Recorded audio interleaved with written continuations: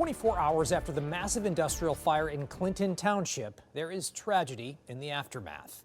Thank you for joining us. I'm Mike Duffy.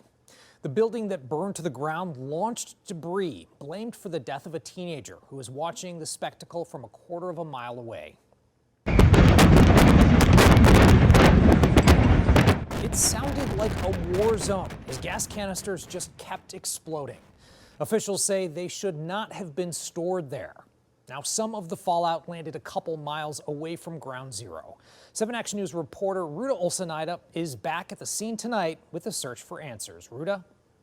Hard to believe that this area behind me here near 15 and Groesbeck just about 24 hours ago now was completely engulfed in flames, explosion after explosion. Now all that remains is a sea of debris and empty canisters and questions as to what happened here. It basically was a war zone. You had shrapnel going off everywhere you looked.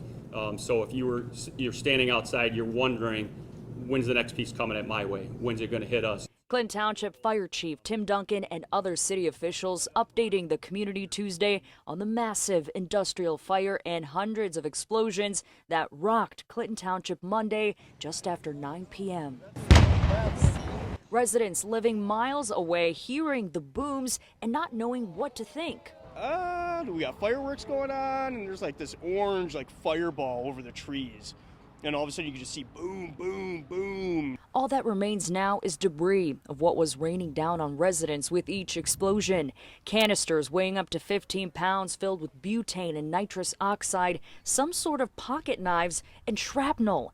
It was this debris that injured a Clinton Township firefighter after a canister flew into his truck. He is doing okay.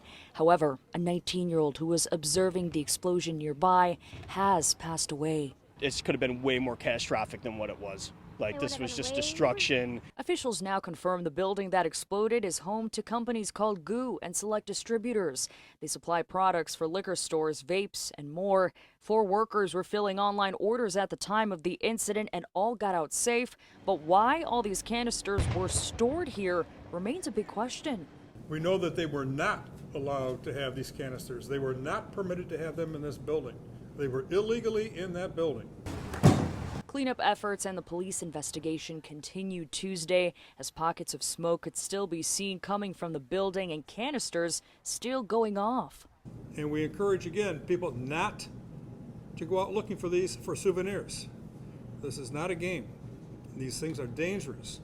They're jagged, they could hurt some little people. And they're containers that are still exploding. Officials are still working to learn what came first, the fire or the explosions. Meanwhile, thankfully, the air and water quality have all been deemed safe. And of course, the big question on everyone's mind is what exactly caused all of this? The fire chief telling us it could still take days, if not weeks, for those answers. In Clinton Township, I'm Ruta Olsenaida, 7 Action News. Now, we've had a ton of great video sent to us by viewers who witnessed the fire and the explosions. You can watch it right now at WXYZ.com and continue to stay with 7 Action News as officials continue to look for what caused this blast.